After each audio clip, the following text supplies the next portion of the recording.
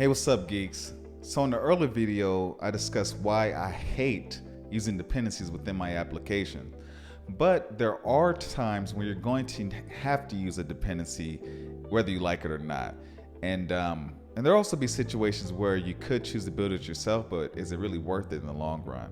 So I'm going to go ahead and discuss those reasons with you. This is going to be one of my more shorter videos because obviously I told you I'm in favor of not using dependencies, and there's not a lot of reasons why you should use a dependency rather than other than like a few of those reasons. So I'm going to get into that. But before I get into it, if you're interested in learning React Native, check out GeekMODE School of React Native. There's a link to the website geekmode.tech, and there's also a link to our free course in the description below. So if you're interested in learning mobile development with React Native, go ahead and check that out. But anyways, the pro of actually using a dependency within your application is that it saves you time. That's the biggest pro that I do see. I've been in a situation where, like, there was a time where I was building a track player within the application. I was trying to build an app that allowed a feature that allowed you to play audio within the application.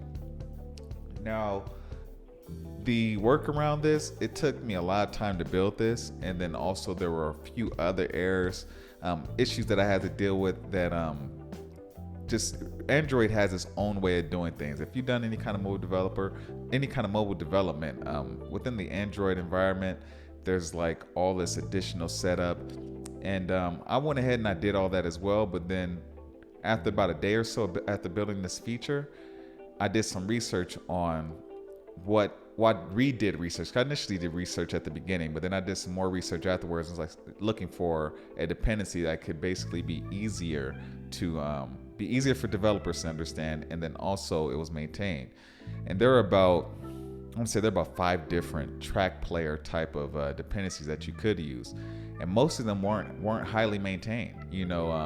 Even the documentation for a lot of them, it wasn't really there. Other than on their GitHub landing page, you saw like a few, showed you how to get started, but it really didn't go into detail of that. But there was one dependency that actually did, and that was the React Native Track Player. Now, the React Native Track Player, I think the same people that maintain Redux, which we'll get into later, and they also maintain like React Native, I think they also maintain that track player. If not, the people who actually put this together, their documentation is amazing. So after doing some more research, and I looked into this and I figured out how to use it. I checked out a few different tutorials, did my research, and I realized that, hey, in the long run, it probably wouldn't be best to keep this track player. Yes, we have full control over it, but because this dependency is so well maintained that, it wouldn't hurt us. It may not hurt us a few years from now in the long run to actually have this feature. So I went ahead and I added the React Native Track Player to the application, and it's been working well. And occasionally you come across these situations where you have to have a middle ground. It's like you could build this on your own. Is there anything that's available? What is available? How maintained is it? What is the documentation like? You have to place in these factors. And the main reason why, honestly, is that sometimes you have no choice. If you use React Native, I'm not sure what kind of developer you are, but when you're using React Native, you only, like when it comes to navigation, there's only really one library that is highly maintained and that is widely used, and that's React Navigation. Your React Native application, it doesn't come in with built-in navigation. There is an iOS navigation component, but when you're building it for React Native, you're building it for both Android and iOS, and there's no out-of-the-box component that's going to allow you to do that. So you have to use something like React Navigation. And the reason I go with React Navigation because it's highly maintained. I think the same people who maintain React Navigation is the same people who maintained the React Native or React in general. It's one of those dependencies that people expect you to know. When you're going through the hiring process and you're doing like a coding test, a lot of times they want to see if you can get data on the screen, and they want to see how you actually click on a piece of data and navigate that user to another screen. For example, you may have on the front page, you may have a list of images. Each image has its own ID. And then there's another API that has like image description. So if you click on that image, it'll redirect the user to the description screen where it has all the information of that associated image. And you can only do that. Well, I've used it mostly with React navigation. You know, as far as I know, that's only one that's the most popular library. There are other navigating libraries, but React navigation is the library you're going to use to actually redirect the users to another screen. So that's a case where you're going to use where you have to use a dependency.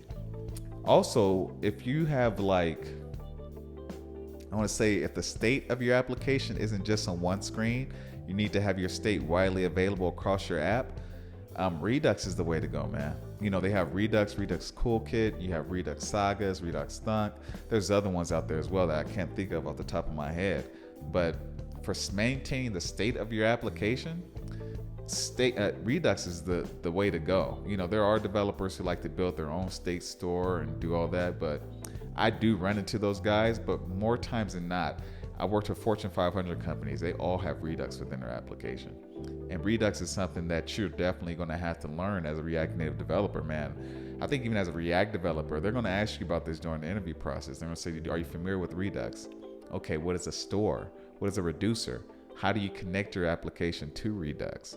You know, how does communication work within Redux? So you're going to have to talk, you're going to have to know about that. You're going to have to know about the old practices and the new practices. You're going to have to know about the hooks that are available within Redux, like use selector and use dispatch, these components. And you're just going to have a good understanding of how actions work within the application and how you wrap your application in the provider, and you know, you set the store and all that stuff, man. So it's just these are components, these are dependencies that are a must if you plan on being a professional React Native developer. Now, other than that, I don't see any pro to using a dependency within your application. I could be wrong. I'm not the best developer in the world. I just know more than most people. So if you're a developer, you know, you like these videos and you want to chime in and then give like your 2 cents, I would appreciate it, because not only do I teach React Native, I'm also wanting to learn from others. You know, so that's what makes me, I think that's what makes you a great developer in general. Being able to articulate and teach what you know, but then also being open-minded enough to hear somebody else's point of view. Now, anyways, that's it for this video. If you enjoyed this video, please press the like button, leave a comment. Also, if you're interested in learning React Native, check out the links in the description below, and I'll catch you next time. Peace.